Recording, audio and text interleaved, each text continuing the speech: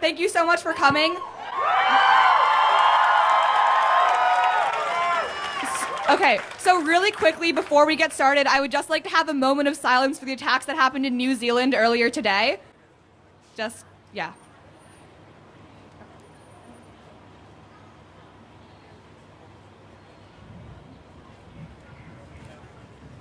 Hi, everybody. Beautiful day, right?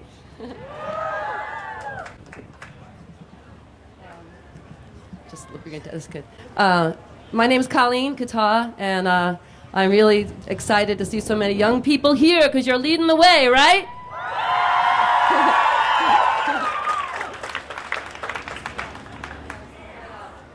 I'm going to do a couple of songs I wrote about climate, but I just, given the, in light of the events that happened, I'm going to read this poem I wrote. It's called Gun Culture. You can keep a beat if you want.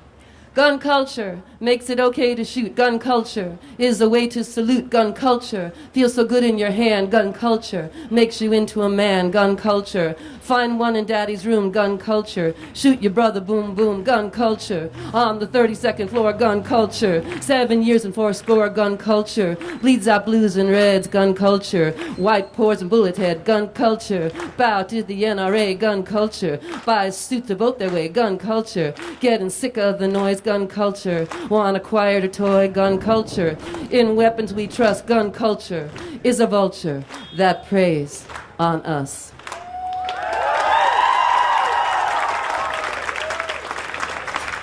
All right, so you're really good at the beat, so keep it going. All right, this song is called Fast and Slow. Earth moves fast, it feels slow, spinning around the sun until heaven knows. Science has an answer, proven by peers. Earth may well last 5 billion years. Around that time, the sun becomes a giant, but we'll be long gone unless we cool the climate now. You know it's coming on the land and sea, where it's either blazes or a tsunami. Fast and slow, slow and fast, water over the overpass. Too much for the planet to clean, buried homes under siege. Species disappearing at a faster rate, never to be known again. Is that our fate? Can we get to the balance? Can we make amends? For if animals vanish, we go with them, yeah. Can we stay the fire, hold back the tide, or just give over to the great demise? Fast and slow, slow and fast, is the bargain made, is the die cast? Too much burning, rising seas, the ancients told the prophecy. We gotta stay strong, right? Stand defiant, right? Just like David did when he slayed Goliath, yeah. Oh, fast and slow, slow and fast. Oh, our kind may not last. Too much for the planet to clean up. Earthly home under siege. Slow and fast, fast and slow. Flag at half a mast for the deadly blow. Man and money doing us in. We'll be gone. The world will spin on and on and on. Fast and slow. What's it gonna be? Slow and fast. Now you sing with me. You repeat, right? Stay the fire. Oh, hold back the tide. Oh, stop the burning. Oh, stay alive. Yeah, stay the fire. Oh, hold back the tide. Oh, stop the burning. Oh, stay alive. Oh, stay alive. Everything stay alive.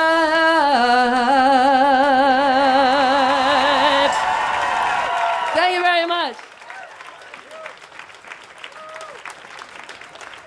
Me gustan los estudiantes. I love the students. Okay. Wait, how do I? Thanks. Okay, so let's give a big thanks to Colleen Katow for that incredible performance.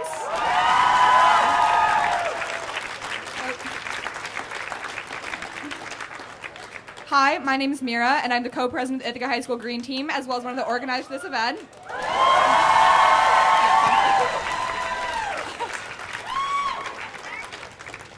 And before we continue, I would just like to acknowledge the fact that where we are standing sits on the homeland of the Cayuga people.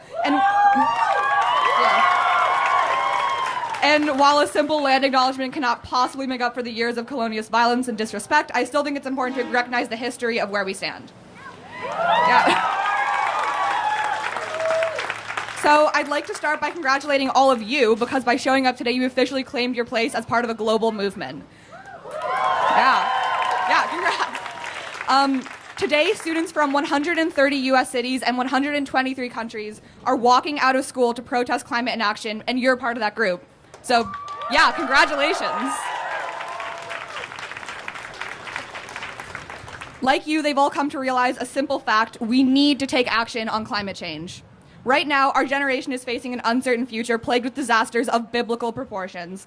And what's infuriating to me as a member of the next generation is that this isn't a future we made for ourselves. This is a future formed by the interests of corporations and the inactive governments who have enabled them as the world around us crumbles to the ground. Yeah, it's fucked up. Today, we demand that politicians across the globe take our future seriously and treat climate change for what it is, a crisis. We have 12 years to stop climate change, maybe less. And I don't know about the rest of you, but I find that terrifying. Because unless something changes, my entire adult life will have been formed by the interests of people I've never even met. Instead of worrying about what kind of job I'll have and what my house will look like, I'm worried that the world as we know it will collapse. But this dystopian future that I'm talking about doesn't need to exist. We have the chance to take action, and I say that we take it. And by showing up today, And by showing up today, you guys have all proven that you're just as ready for change as I am, so thank you. So today, we're going to hear from a wide variety of speakers and performers, and I hope that you leave here with a clear sense of what you can do to combat climate change. And as we continue, I want you all to remember that this isn't the end of a movement. If anything, it's the beginning. So thank you for being here, and let's get started. So next up, we have Dominic Wolf from Cornell Soil and Crop Sciences.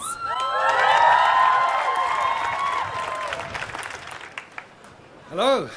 Thanks for that introduction, and also for the honour of giving me a chance to say a few words here today. Does that work? Really, really close. Okay, can you hear me now? Yeah! Okay. It's hard to fully express how amazing it's to see all of you out here today. And to know that here today we are part of a global movement which is probably the largest single environmental protest ever, taking place in over 120 countries at the same time, on every continent except Antarctica. And this movement has been built in just a matter of weeks by young people and children who have found the voice and strength to demand that their futures finally be respected. Thank you. And along with thousands of other scientists like me around the world who have done the same thing, I pledge to support you in any way I can.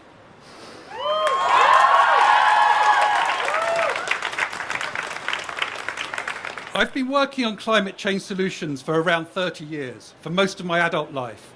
And in all that time, I found very few occasions to really dare to hope that we're going to sufficiently act on and solve this issue. But what's happening here today and around the world shows me that this is changing. Because maybe the most important thing I've learned in all my years working on this issue is that we know all of the solutions to this problem. All the solutions are known and they are achievable. And the only thing that's been missing up until now is the social momentum to actually do what is needed.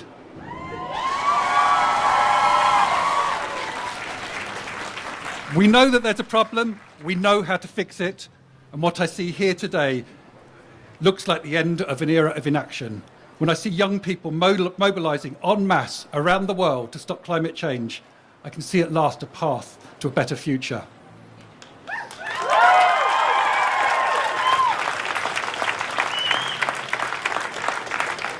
As I was preparing for today, thinking what to talk about, at first I thought I would give the usual kind of talk about the size of the problem and what type of things we need to do to address it. But then I took a look at the Youth Climate Strike website, and I realised that you know all of this already. The Climate Strike website sets out very clearly what needs to be done.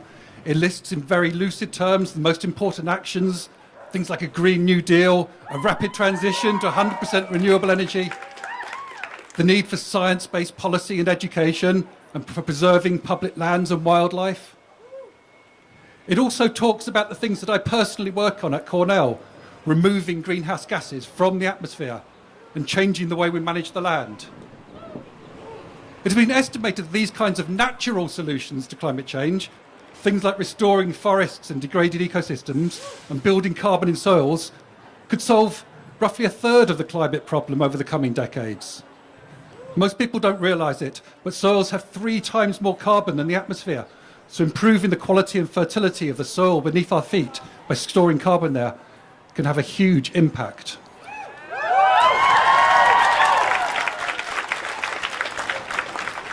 So this brings me to the first of my 2 main take-home messages, which is that a surprisingly large amount of the changes we need to make can be done relatively easily.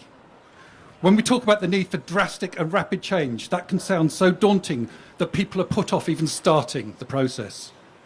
But the first task at hand is to change the current trajectory from one where global emissions are still rising to one where they have peaked and are going down. Once we turn that corner, the rest of the path may start to look a whole lot less daunting. And there are many low-hanging fruit to help with this first step. My home country, the UK, is an interesting example to illustrate this. It's not a country that is renowned for being especially strong on environmental protection. Nonetheless, something astonishing has happened there. Carbon emissions in the UK have fallen by almost a half since their peak 30 years ago. In fact, UK carbon emissions are lower now than they were in 1880 when Queen Victoria ruled the British Empire. Take a moment to reflect how massive that is. UK carbon emissions are lower now than before the era of the motor car, the television, the computer, and electric lighting. And this massive shift can be attributed almost entirely to one single thing: the shift away from coal. That is something that happened mainly for economic reasons, without any particular political assistance, or certainly not enough. Weaning the world off the dirtiest fuels like coal is something that would largely happen of its own accord if governments would stop artificially propping up that industry. We just need to get the dirty money out of politics.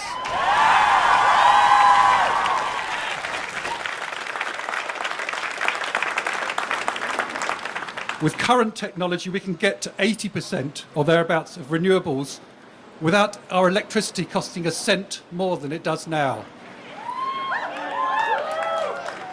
Of course, this is not alone enough to solve the climate crisis entirely. We need similar transformations in every sector. But it does illustrate how easy it should be to turn around our emissions from the current upward to a downward trend. And so when I hear people saying that addressing climate change is difficult, I'm often reminded of a farmer I met in Ethiopia. Ethiopia has been hit hard by climate change in recent years, with rains failing and severe droughts becoming frequent. In the face of this, the country has embarked on an ambitious program of land restoration, where they're turning the most severely degraded land back from near desert into a productive, vibrant ecosystem again on over 1 million hectares across the country. I did a research project there a few years ago to look at how much impact this regreening was having on climate change, and it turned out that it offset a significant fraction of their emissions. And of all the places I visited on this project, one stands out in my memory. In the northeast of the country, there's a region called Afar. The people who live there are pastoralists, herdsmen and women who move their cattle, camels and goats vast distances over the parched landscape to wherever they can find fresh pasture. But this lifestyle has become increasingly challenged with changing rainfall. Much of the landscape is now barren for most of the year, devoid of vegetation and the soil turning to dust that blows away. Amidst this devastation, we found pockets of lush grassland. These were areas where a few of the local pastoralists had found a way to deal with the situation. They used thorny branches to construct makeshift fences to protect areas of land, which they had to guard day and night from livestock. In these enclosures, they dug a network of pits in the soil to trap moisture. They planted hardy trees and shrubs to provide shade. And through their efforts, rich, dense grassland, taller than me, had returned. One of these farmers showed us around his enclosure, glowing with pride at the beauty of the tall grass. The ground beneath our feet felt spongy and soft, unlike the parched, hard land outside. We measured the carbon in that soil, and it was astonishingly rich. This one farmer was especially proud of a lemon tree he had planted from a seed he had been lucky enough to come by. The tree was young, not so tall as me, but the first 2 lemons were ripening on it, and he was looking forward to sharing them with his family, as none of them had ever tasted a lemon before. He invited me into his home, a small, dome-like structure, not high enough for me to stand upright in.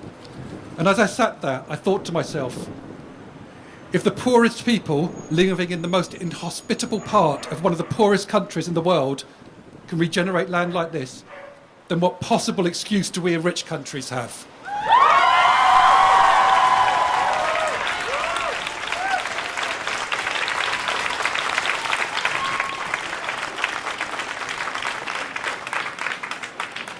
So this brings me to the final point I'd like to make, which is that the solutions to the climate crisis are not something we should be afraid of.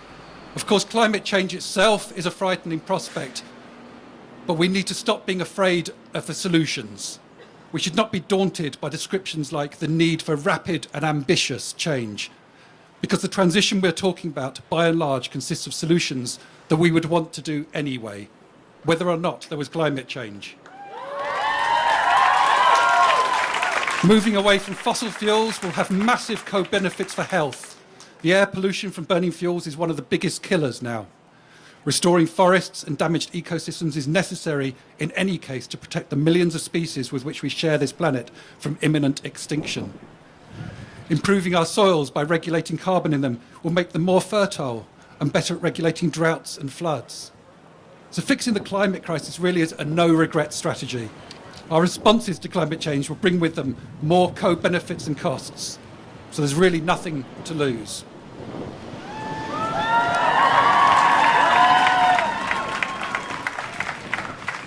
To sum up then, the 3 main points I've tried to make are firstly that all the solutions we know are known and are achievable. This is a fixable problem if we stop making excuses and mobilise. Secondly, many of the big cuts we need to turn the corner from rising to falling emissions can be done fairly easily, given the political will. And lastly, many of the solutions to the climate crisis are things we should do in any case, because they bring innumerable other benefits for clean air and water and protecting food systems and wildlife. So I'd like to thank you again for turning out all the young people of Ithaca for making this happen, and for all the people around the world who inspired us to be here today. And this is what change looks like.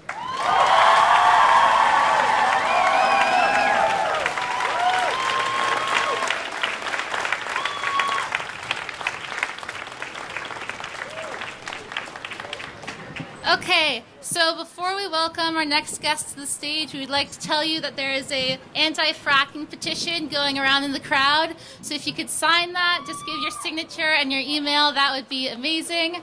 And so, okay, so now please help me welcome Tilden and Abigail, IHS students and recipients of the Youth Climate Challenge Grant.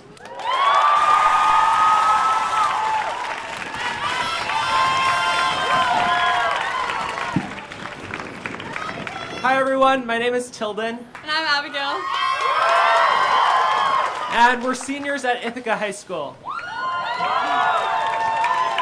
First, we'd like to thank the Ithaca High School Green Team, the student organizers, and the faculty for putting on this great event, because we think that when we're unified, we can really get that power and we can get that engagement in the community.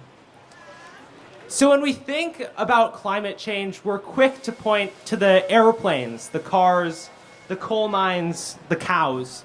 But infrequently do we point to something that's in every single one of our homes, our refrigerators. They're also in our convenience stores and in our supermarkets. But rarely do we view those refrigerators as a climate-related issue. We can all agree that carbon dioxide and methane are bad, but we almost never point to hydrofluorocarbon refrigerants, HFC, the greenhouse gases that flow through most of our refrigerators today. Now, we can think about carbon dioxide as a yardstick for all the other greenhouse gases in the atmosphere. And methane is a greenhouse gas 32 times more potent than carbon dioxide. But hydrofluorocarbon, HFC, is up to 4,000 times more potent than carbon dioxide. And that number should scare you because it scares us. And in fact, refrigeration management is listed as the #1 issue by Project Drawdown, a renowned study on climate. And it can feasibly prevent over 0.5 degrees Celsius in atmospheric warming by 2050 if properly addressed. And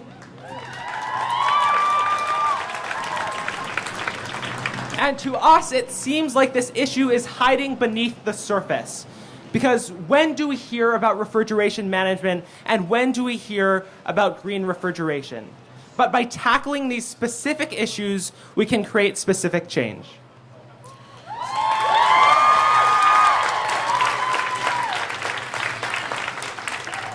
So last April, Tilden and I were awarded a Sustainable Tompkins Youth Climate Challenge grant of close to $1,000 to fund Keep It Cool Tompkins, a climate initiative dedicated to mitigating HFC emissions.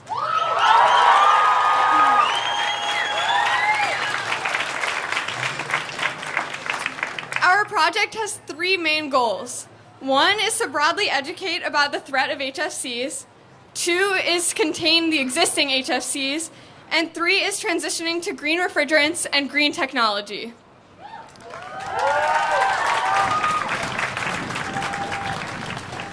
The Youth Climate Challenge will provide $5,000 for small grants up to $1,000 to support projects that reduce carbon dioxide emissions or spread awareness of how climate change will affect the Finger Lakes region. We've had so much fun writing our descriptions of our project goals and research ideas in our grant proposal. We also had to think through the ways that we wanted to get in touch with local experts, activists, and businesses. And with the money from the grant, we were able to create a comprehensive website for our project. You can find more information about our project at keepitcooltompkins.org.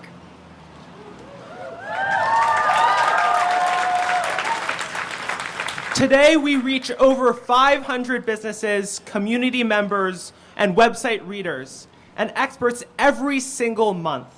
With specific goals and fierce advocacy, you can be at the forefront of these issues. If you're interested in creating change in your community, you can develop one of these climate grants and apply to the Youth Climate Challenge.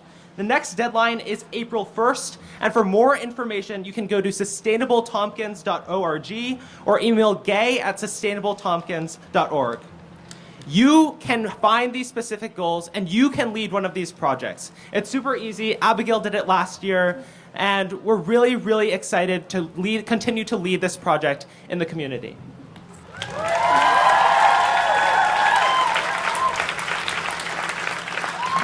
We should all be taking responsibility for our carbon emissions. For this reason, it's our pleasure to tell you about the Finger Lakes Climate Fund, which works to promote clean energy projects in our area while strengthening our regional economy and assisting local families in need. With this fund, you can offset your travel emissions.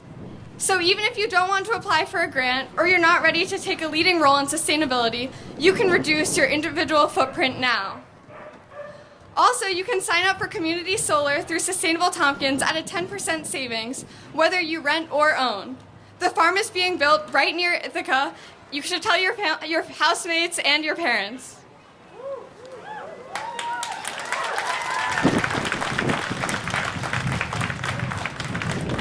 And let's remember that our ability to transform how we approach climate change is at our fingertips. It's going to take time. It's going to take energy. It's going to take research and effort. But if you're willing to put forward that effort, you can change your community and the world forever. Thank you very much. We'll have a couple of hand cards we'll be handing out in the next couple of minutes. So if you're interested in learning about our project or learning about the threat of hydrofluorocarbon refrigerants, you can feel free to pick one of them up. Thank you very much. And thank you to the Ithaca High School Green Team.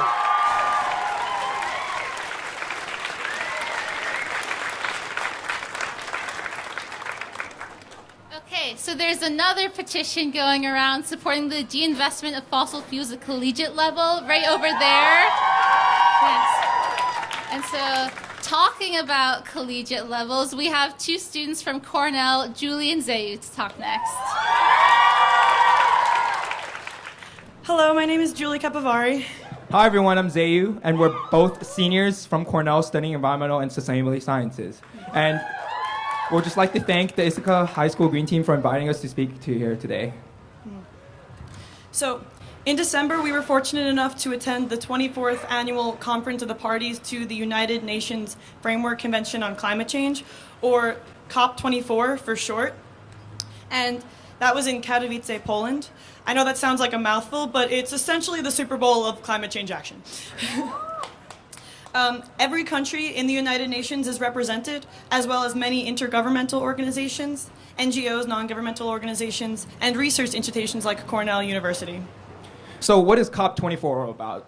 So on December 12th, 2015, 196 countries gathered together in Paris and adopted by consensus what we know today as the Paris Agreement.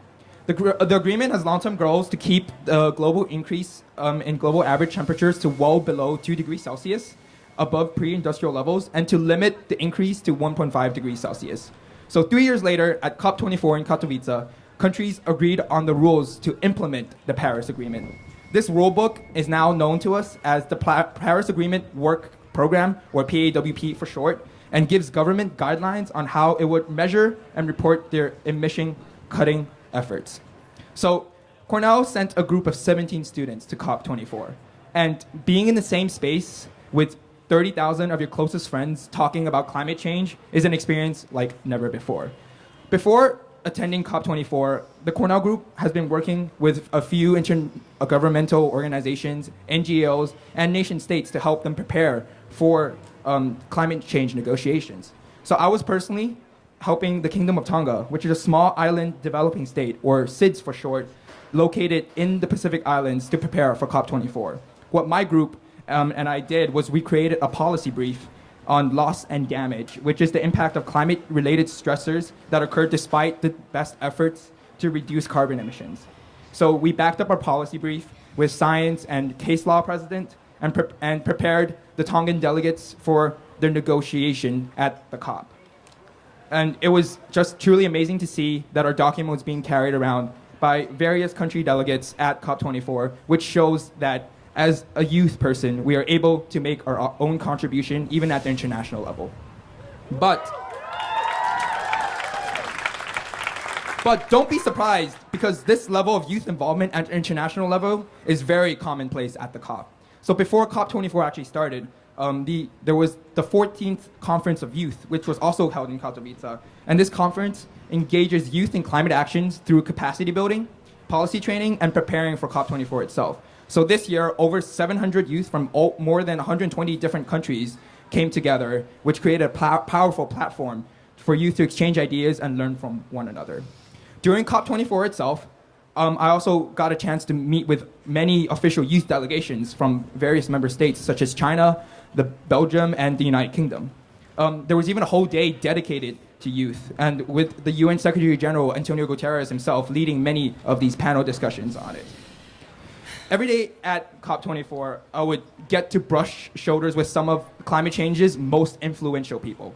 And I soon discovered that as a young person, I possessed this very unique power. I'm able to approach these climate leaders and tell them and speak my mind. So for example, I saw Frank Bainimarama, which is the Prime Minister of Fiji, who was just, casually walking around. And he was also the president of COP24, which was last year's climate change conference. So I approached him and I talked to him about climate change, expressing what was on my mind and what I felt about climate change. This also happened with the Secretary General of the United Nations. I just approached him and I spoke to him and talked to him about climate change and what my concerns are. I was able to do this, approach these people, these high-level people, because I'm a young person. I was able to talk to them and speak my mind on climate change because I was a young person. And they listened to my concerns because I was a young person. I see a huge sea of young people, just like me, standing before me today. So what I want to tell you is do not let your age be your limiting factor. As in my experience, if you dare to speak up, someone will listen to you. And oftentimes, it is the people at the top.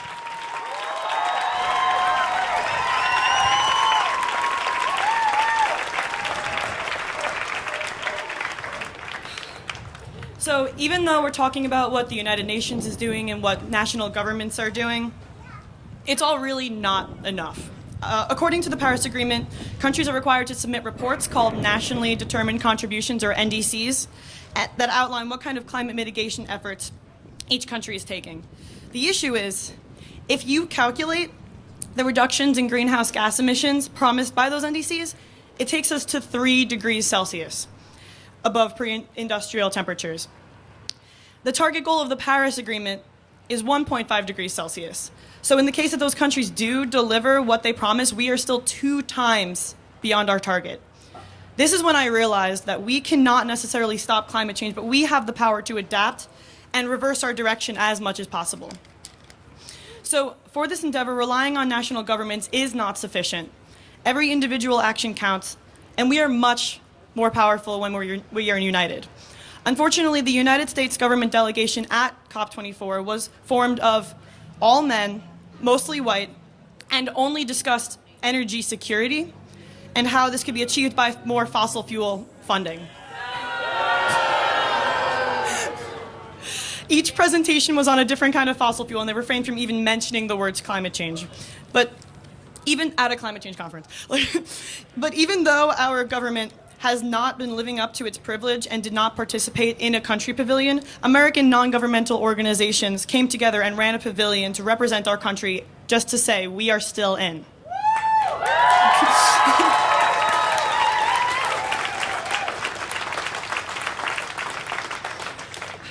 Today, climate change is predominantly affecting communities who have historically been the most disadvantaged and are the least responsible for greenhouse gas emissions compared to those in positions of privilege. The most vulnerable groups are young people and marginalized communities. Young people like us because we were born into this unsustainable system, and marginalized people who have been racially or economically discriminated against, as well as coastal communities that must turn to a life of refugees in the face of a rising sea level and exacerbated hurricanes. Climate change is a human rights issue and will continue to perpetuate unjust political economic growth.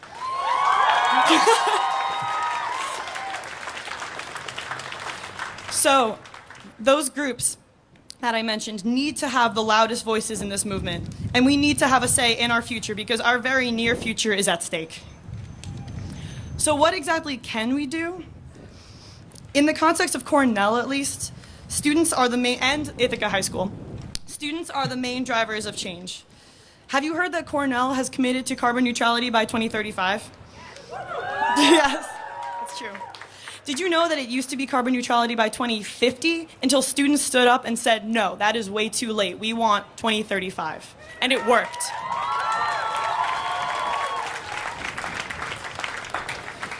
In line with this commitment, we also need Cornell to divest its endowment from fossil fuels.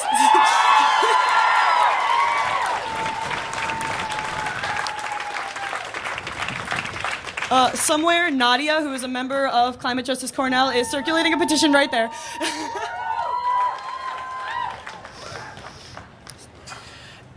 And if you really open your eyes up to the livelihoods elsewhere that are threatened, it is no longer excusable to have the privilege to be complicit in the actions of the fossil fuel industry.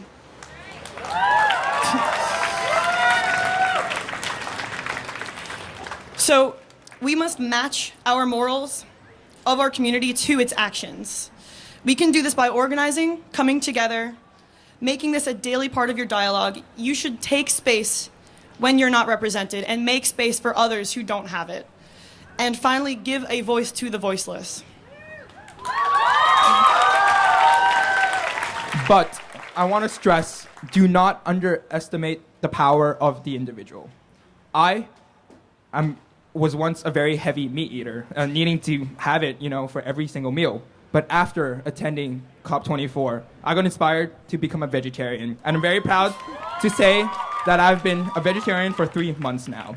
It is these small efforts that might just be a single drop in a large ocean, but each drop has a ripple effect, and it will create a ripple. And with many drops, these ripples become powerful enough to alter the direction of a ship. And the ship could be anything. It could be a government. It could be our school. Just imagine this ship. So if being vegetarian is not your thing, there's many other ways to decrease your carbon footprint. And even being here today, you're standing up for your rights for a green future and pressuring our local government to get more sustainability work done. So just remember one thing, every little drop counts.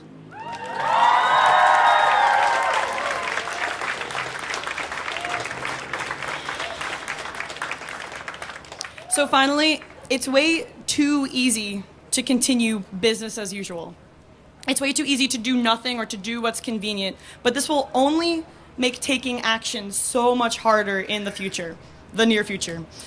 The world is looking at us to take on this challenge. They are looking at the thought leaders, the young students, who have the right to a future, a bright and socially just future that isn't blurred by carbon and corruption. Thank you, everybody. Thank you so much again.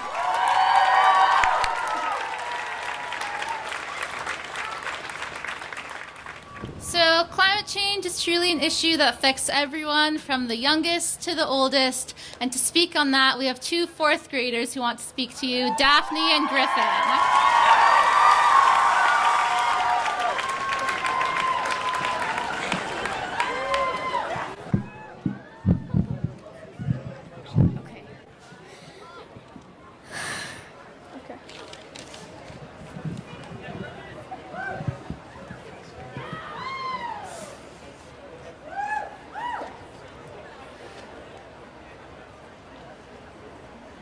Hi, I'm Griffin. I am in 4th grade. Hi, I'm Daphne, and I'm also in 4th grade. Hi, I'm Evan. I'm 16th grade.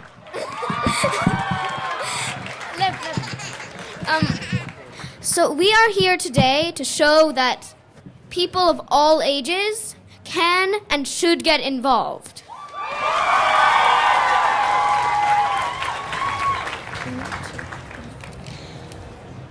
We stand united here today in solidarity with children all across the world who have risen up to confront the dire realities of climate change. This is our future. Our children's lives will depend on a healthy planet. We don't have a planet B. Social and economic issues are not separate. Our Earth is in need of environmental protection. Our people are in need of social justice.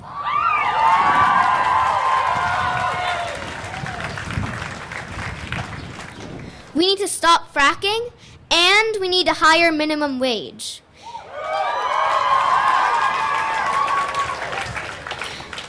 We have a right to clean air, and we have a right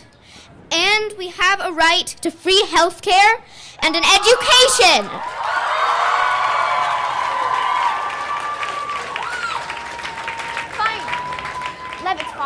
Although I have strong opinions about this president, I have noticed that he is pointing out the flaws in our communities. Racism, sexism, and class divide are all being highlighted by our current president. We are one people and should strive to act as one people for the good of our planet and humanity, taking a stand against the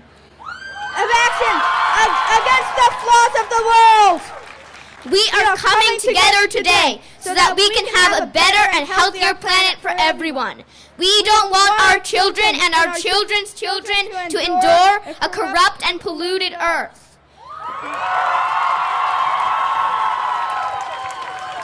We hope you agree. We hope you can join us.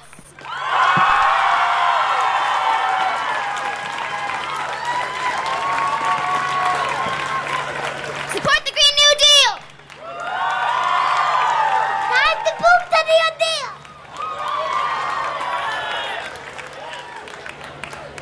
That was pretty great, I would say. So next up, we have teacher Gina Cassiopo to speak to you all.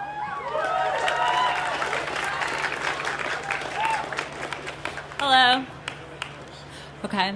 So I love that I recognize so many students that I've had in my classroom.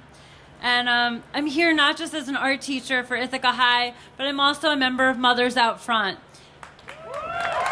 These are just some of the mothers out front behind me that are full of knowledge beyond my experience. And I'm so happy that they came knocking on my door and scared me while I was pregnant and naive, coming to Ithaca and thinking that there was a moratorium on fracked gas and I was safe and that there were nothing for me to worry about in this community.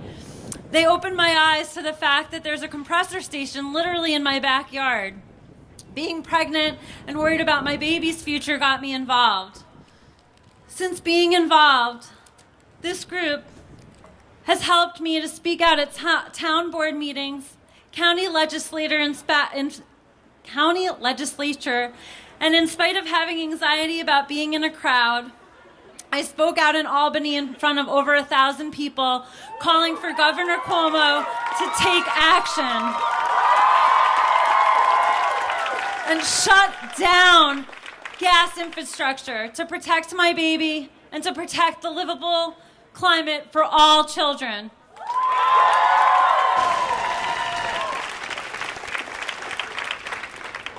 I got involved with this group and learned how many things locally, right here in my own backyard, there are for me to be involved in. Right now, our greatest problem that we're faced with, our threat to our community, is the proposed convert of the Cayuga power plant to burn fracked gas from Pennsylvania. This proposal is to deliver gas by truck, 25 to 60 trucks each day that will drive right by Ithaca High School on their way to Lansing. This outdated, inefficient, polluting power plant is no longer needed. It's just a peaker station, which I think some people don't understand means it only would run a few days in the summer and a few days in the winter when we're using more energy. A transition to renewable energy could start right here, right now in Tompkins County.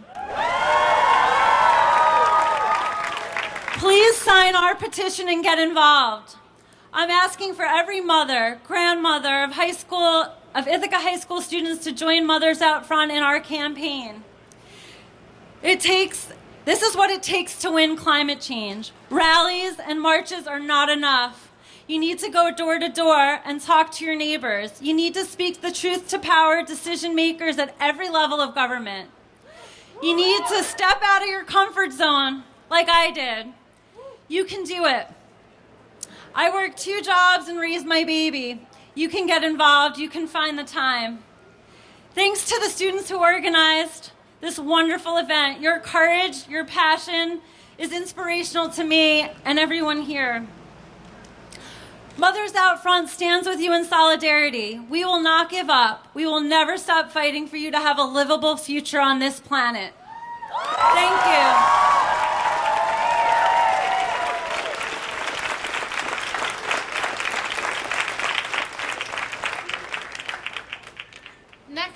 have Gertrude Noden. Good afternoon. Great work, young people, educators, administrators, and business owners and supporters of youth voices around the world. My name's Gertrude Noden. I'm founder of Words into Deeds. I've been working with young people on Millennial Development Goals and now the Sustainable Development Goals for over 20 years. I also have a not-for-profit NGO, non-governmental organization called Global Education Motivators. We've been uniting kids around the world for 30 years. Each year, we take kids to the United Nations to talk to their peers about pressing social issues. You can check all that out on my website, wordsintodeeds.org. I'm Ithaca-based. But what I'd like to announce now is an opportunity for you to think about. In August, I am one of 2 youth advisors for the Youth Hub at the 68th Annual United Nations Civil Society Conference. We are hoping to draw as many as last year was 5,000. We want 50% to be youth. The primary conversation is around SDG 11, Sustainable Cities and Communities. And there are going to be sub-themes around peaceful, nonviolent cities, green cities, climate change, gender equity, and we'll blend in all of the other 16 SDGs. If you're interested and you want to get your youth teams on board, contact me. I will give you all of the background documents. I will help you prepare your statements, your informed action, and you can get on board with the rest of the world in August and beyond. Thank you.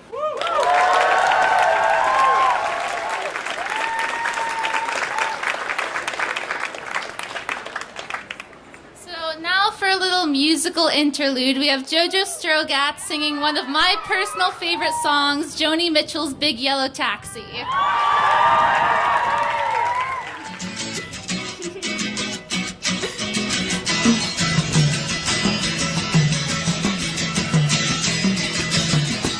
Paradise, put up a parking with a pink hotel, boutique and a swinging hot spot. Don't it always seem to go? You don't know what you got till it's gone. They paved paradise, put up a parking lot.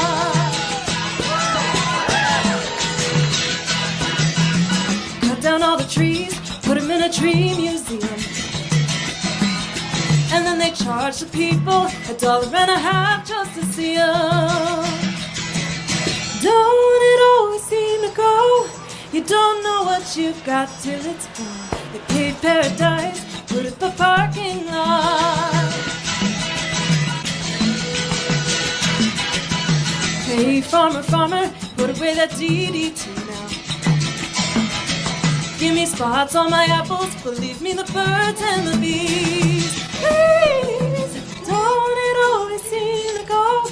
You don't know what you've got till it's gone. They paved paradise and put up a parking lot. Late last night, heard the screen door slam, and a big yellow taxi took away my old man. Don't it always seem to go? You don't know what you've got till it's gone. They paved paradise, put up a parking lot. Don't it always seem to go? You don't know what you've got till it's gone. They paved paradise, put up a parking lot.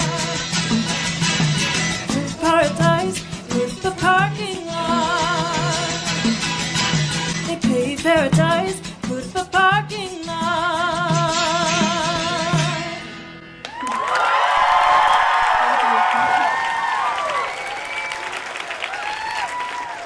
Next, please help me welcome Lena Kennel, a Newfield student.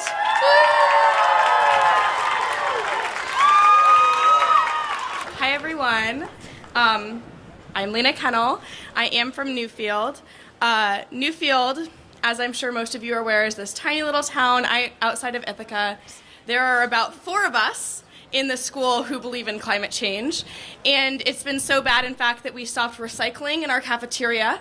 We used to have a composting system, and children couldn't figure out how to put a milk carton in the recycling and not in the compost. So we don't even compost anymore. So if you guys all live in a very small bubble full of green thoughts and people that are advocating for climate change, and that's lovely. But if you think that someone else is going to do something, they're not. It's on you, and it's on me, and it's on everyone that thinks that climate change is real, because there are too many people out there that don't think that it's real to wait for someone else to do something. I stood up here just under a year ago to advocate for gun control. I also lobbied representatives, I protested, and I volunteered on campaigns. So my point is that I'm tired. Some of you are tired, many of you are tired, but apathy kills. Every day I walk through my school and single-use plastic is littered everywhere, often not even put in the recycling. Why? Because it's easier to grab a bottle than to fill one up. Because it takes time to pack snacks in reusable containers. More time than it takes to grab some pre-wrapped snacks. Being environmentally conscious takes work. It's not just one plastic bag. The effects are disastrous.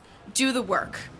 Even when you recycle, it is most likely not actually recycled into new goods. Due to how dirty American recycling is, China, who processes and actually recycles recycled materials, stopped importing our waste because it's too dirty. Most of what you put in the recycling bin ends up in landfills.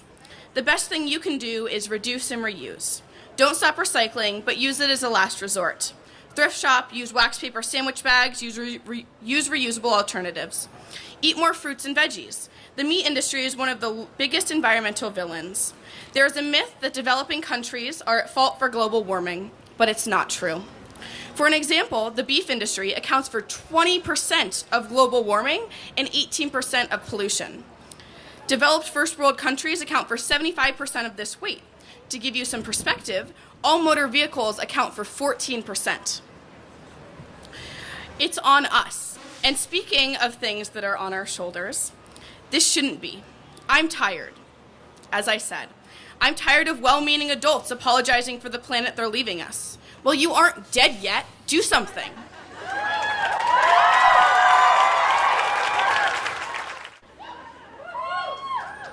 I'm tired of Congress not acting. I'm tired. But that's not an excuse, and I'm not going to stop. And neither, I hope, will you. It's important to remember that eco-friendly living is elitist and classist. Environmentally friendly products are expensive. For people struggling to put food on the table, worrying about buying plastic-free food is the last thing on their mind. So what can we do about this? If you can afford to buy such products, do. Companies will make what is being bought. More companies will make green products, and this will create competition, lowering prices. And speaking of money, I'm tired of talking about money. I'm tired of our voices being silenced because it's not economically realistic. This is just propaganda. It is. It's economically realistic and sustainable. Switching to renewable energy creates 1.5 the number of jobs that the fossil fuel industry holds. So, lobby your representatives. It works. We need a Green New Deal. We need reusable power. We need trees and clean oceans, and we need a plastic bag ban. I believe that we can do it, and I believe we can overcome climate change. It's hard work, it's tiring work, but just like our future's energy is renewable. Sign petitions, volunteer, get involved in the government on a local, state, and federal level. Thank you.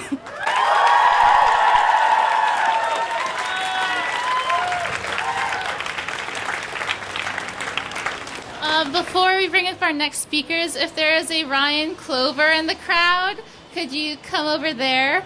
Okay, so now for our next speakers, we have the leaders of the Sunrise Movement Ithaca Charter from IC.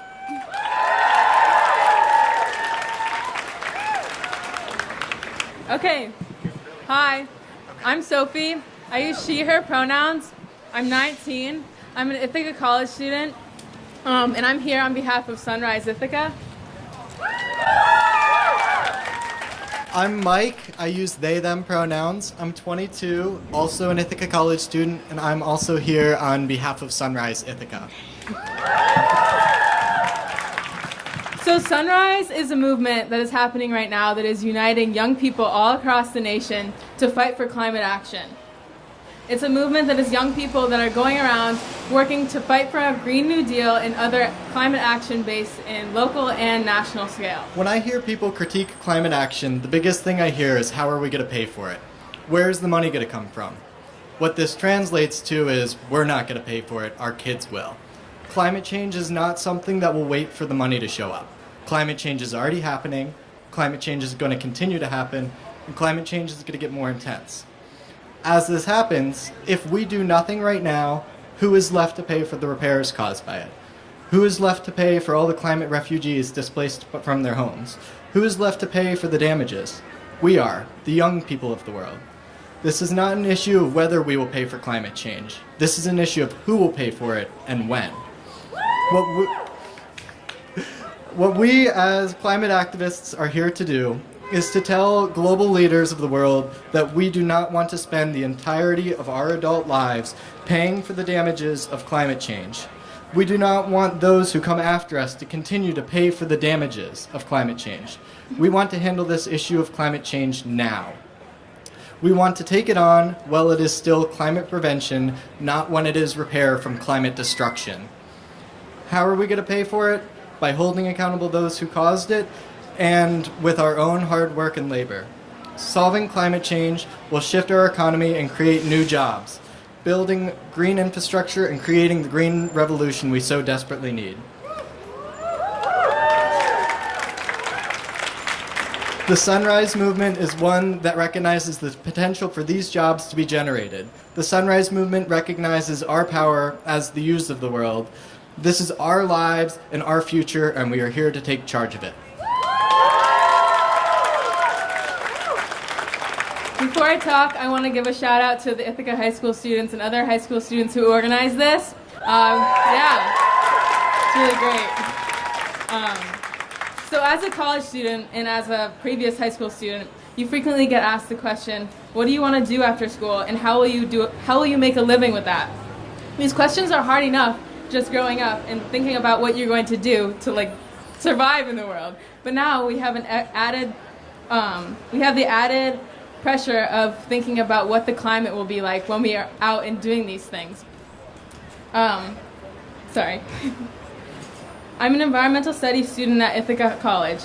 I'm most passionate about this subject, but it is exhausting to devote my time and money to learn about how we as humans are destroying our common home. While this is tiring, I do not plan to give up on this mission, and I will continue to use my time and money for good. Sunrise came to me at a critical moment.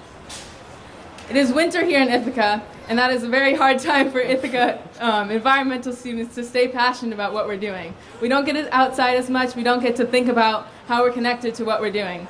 But with all my classes, we always hear about what we're doing wrong and what we need to do to fix climate change, but we don't know how to do that.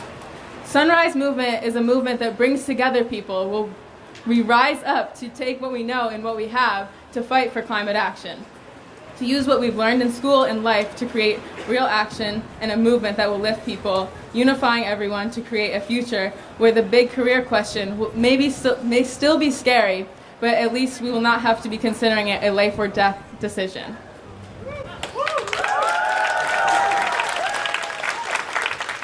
So now we're going to read the Sunrise principles that go about the national movement. We are a movement to stop climate change and create millions of good-paying jobs in the process. We unite to make climate change an urgent priority across America and end the corrupting influence of fossil fuel executives on our politics and elect leaders who stand up for the health and well-being of all people. We grow our power through talking to our communities. We talk to our neighbors, families, religious leaders, classmates, teachers, in order to spread our word. Our strength and work is rooted in our local communities, and we are always growing in number. We are Americans from all walks of life.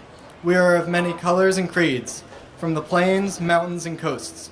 A wealthy few want to divide us, but we value each other in our differences, and we unite to share in a shared fight to make real the promise of a society that works for all of us. We are nonviolent in word and deed. Remaining nonviolent allows us to win the hearts, and the public welcomes the most people to participate. We need maximum participation in order to achieve our goals. We tell our stories and we honor each other's stories. We all have something to lose to climate change, and we all have something to gain in coming together. We tell our individual stories to connect with each other and understand that many different ways this crisis impacts us. We ask for help and give what we can. We all have something to offer to the movement. Some of us give time through volunteering anywhere from 1 to 50 hours per week. Some of us give money. Some of us donate housing or meeting space. We invite our community into the movement by asking for the help we need. We take initiative. Any group of 3 can take action in the name of Sunrise. We ask for advice, not permission, from each other to make this happen. To make decisions, we ask ourselves, does this bring us closer to our goal? If yes, we simply do the work that is exciting and makes sense. We embrace experimentation. We learn together. We welcome imperfection, share innovations, and learn through honest mistakes, followed by honest conversations that help us move forward together. If we see something we don't like, we contribute with something we do like, modeling an alternative. We take care of ourselves, each other, and our shared home. We maintain our health of body, mind, and spirit, and the environment to the best of our ability so that we can maintain a strong movement together. We respect that for each of us, this looks different. We stand with our other movements for change. Stopping climate change requires winning and holding power at every level of government. This is a huge job. We can't do it alone. When it makes sense, we will work with other movements who share our values and who are also working to win political power. We shine bright. There are hard days and sad days to be sure. This isn't easy work, but we strive to bring a spirit of positivity and hope to everything we do. Changing the world is a fulfilling and joyful process, and we will let that show. So,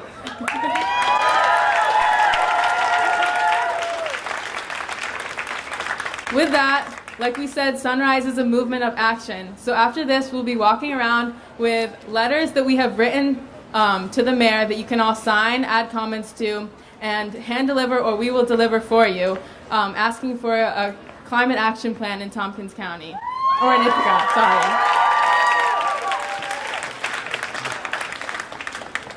If you would like to get involved further with Sunrise Ithaca, we will be holding meetings in the community coming up soon. We have an emailing list that will be going around as well. Just look for us in the Sunrise shirts, and we'll get you on that list and let you know our meeting times. We're going to have meetings in the community. We've already had an interest meeting at Ithaca College, and we're open to having interest meetings at the high school and Cornell as well. Yay!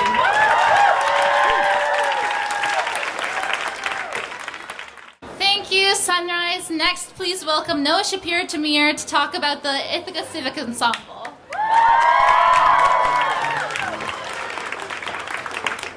Hello, everyone. Thank you for staying here. I know this is long, and we have the sun out. We love it, but it's tiring, so I really appreciate you guys still being here.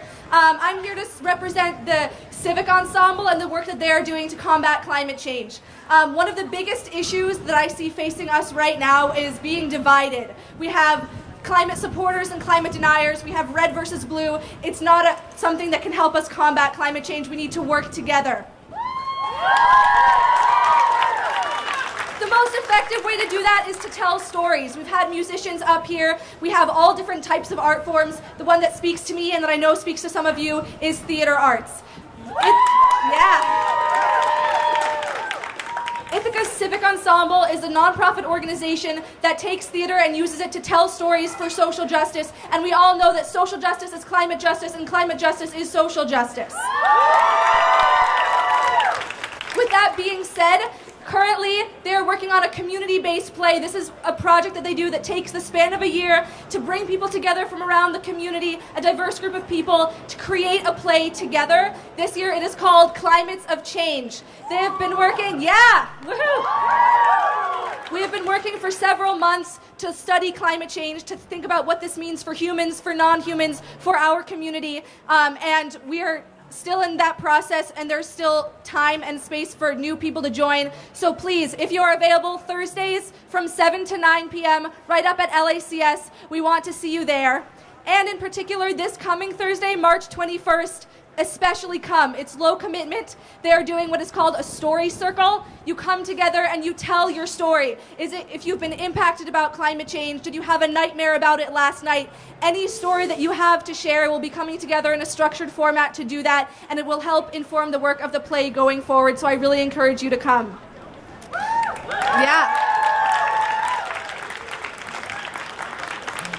Beyond that, there will be opportunities to get involved in the fall when the play gets put on stage, but I just want to encourage you all to be a part of that process because it is something you can do right here in the community to inspire yourself and each other. So thank you.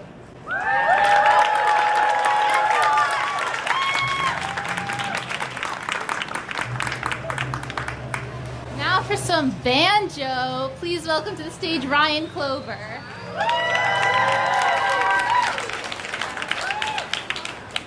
Good. Hey, what's up, everybody?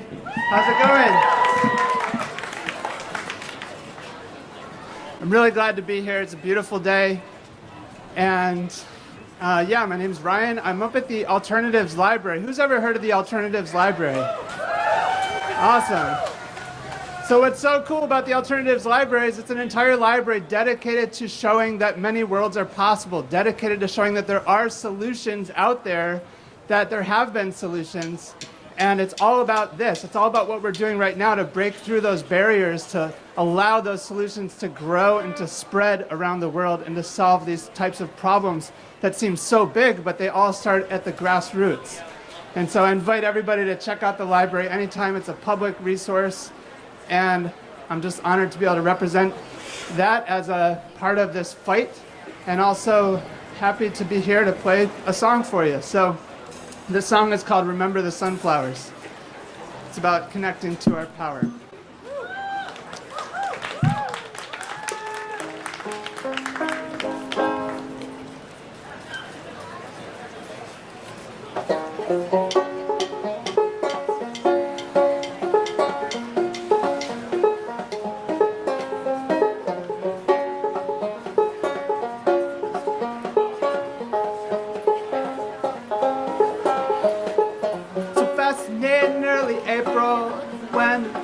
Getting ready to spring, and everywhere I go it's a shadow of summer, and right now my sorrow is just another thing. Can you remember the sunflowers? Hold your head up, kid, stand tall. Can you remember the days of plenty? Well, get ready, 'cause here comes the fall. Don't let the system keep you way down there. You gotta know it in your heart that you are way up here too. Don't let science keep you way down there. You got magic in your heart that belongs to you. Don't let the doctor keep you way down there. Are miracles in your body you could bet your life on. Don't let the system keep you way down there. You know you got to take chances. Don't wait until they're all gone. Don't wait until they're all gone. Don't wait until they're all gone.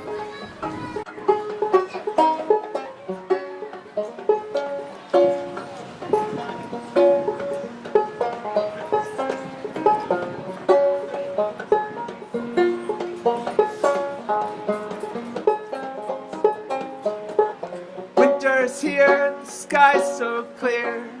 Can you believe the stars and the moon? So sharp, so fancy, well hey, if you miss me, just know that I'll be home soon. There really is a movement, it's not just in our heads. You can find it in the cracks of the sidewalk. And there's so many reasons to get out of bed. We're gonna build it right here between all the talk.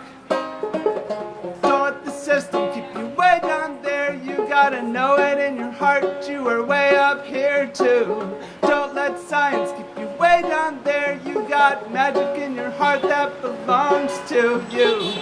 Don't let the doctor keep you way down there. Are miracles in your body you could bet your life on. Don't let the system keep you way down there. You know you gotta take chances. Don't wait until they're all gone. Don't wait until they're all gone. Don't wait until they're all gone.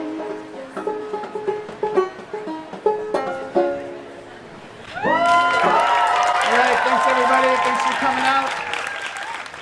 So as we draw to an end, thank you all for staying so long. I would like to introduce Green Team President, Co-President, and one of the organizers of this event, Magda, to come speak.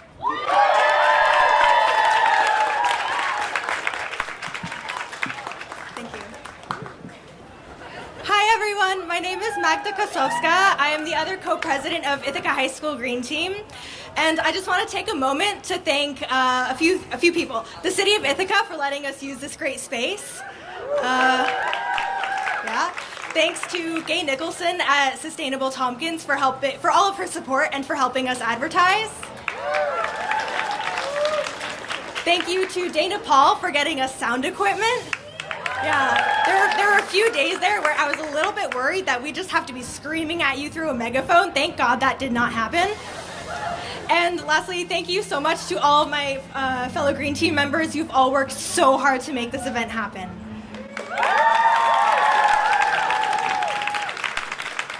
And of course, thank you for all of you for showing up.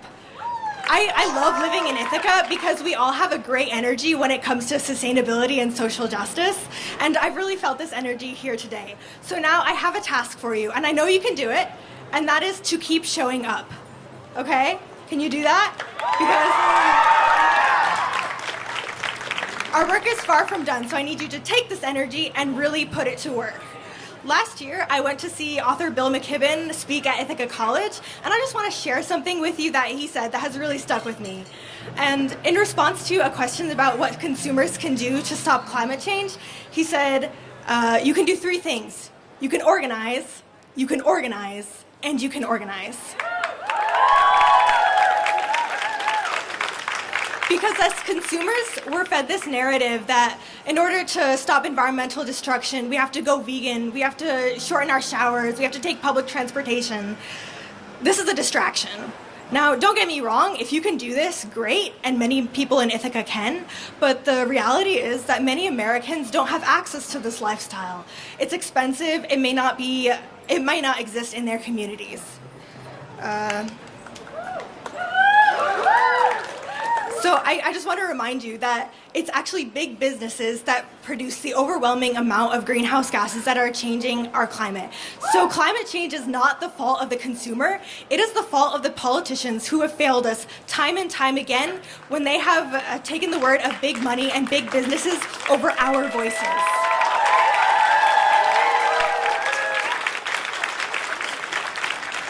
So let me tell you, as youth, our job is to create political change, and God damn it, we are good at that.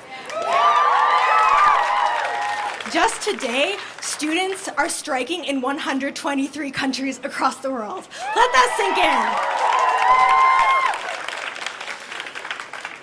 in. So let's talk about next steps. When you all go back to classes, back home, back to work, I want you to take some time and call your representatives. Okay, make your voices heard. Make it impossible for them to ignore you. Go to local government meetings. We have a lot of legislation here in Ithaca and Tompkins County, and if you support it, we can really make our own community a more sustainable place. Take up their public comment period. And now let's talk a little bit more about our representatives in depth. So Senator Kirsten Gillibrand is a co-sponsor of the Green New Deal. However, yeah, that's pretty great. However, we need to get Senator Charles Schumer and Representative Tom Reed on board. So when you call them, say, I support the Green New Deal resolution, and you should too.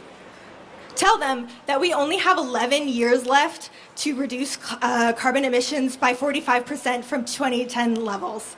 Okay, I know this is scary, but we have to do it if we're going to reduce irrevocable destruction to our ecosystems, to our oceans, to our atmosphere, and to our planet.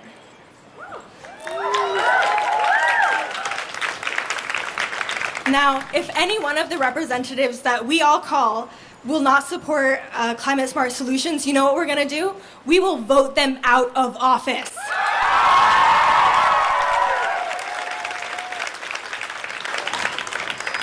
Now, just as a side note, New York State recently changed some of its voting laws, so if you are 16 or 17 years old, you can pre-register to vote, so go out and do that.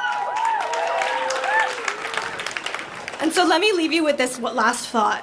Continue to organize. Continue to show up. I know that this will not be an easy fight, but we need to do it. Adults and politicians have failed us. So it is our time to stand up and to act. So get to work.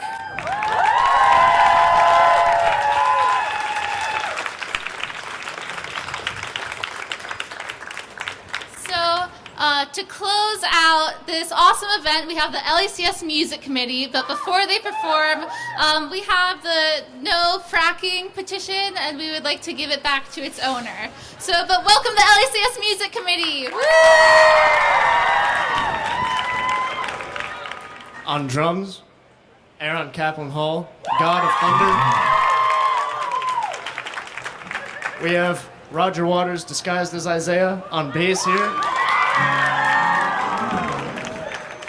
Over on the other guitars, Eli and Owen / reincarnated.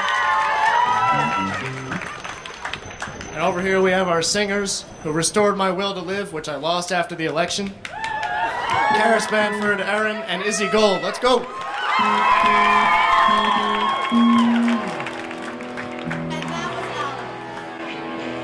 And that's Alec Travis.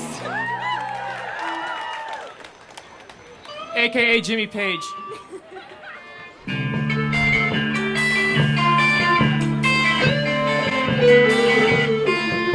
Sometimes I sleep, sometimes it's not for days, and the people I meet always go their separate ways. Sometimes you tell the day by the bottle that you drink. At times when you're alone, all you do is think.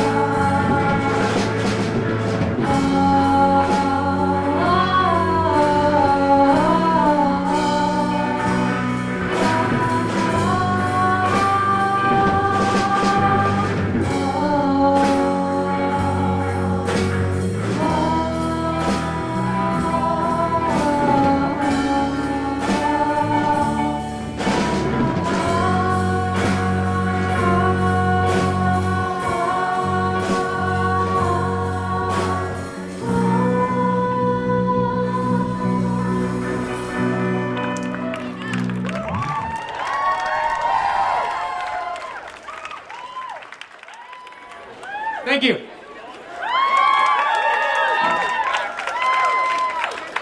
Thank you to the LACS Music Committee. That was pretty epic, I would say.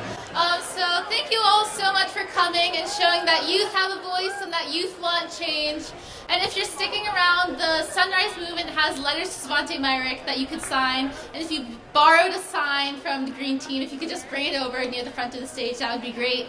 Thank you so much for coming. Thank you.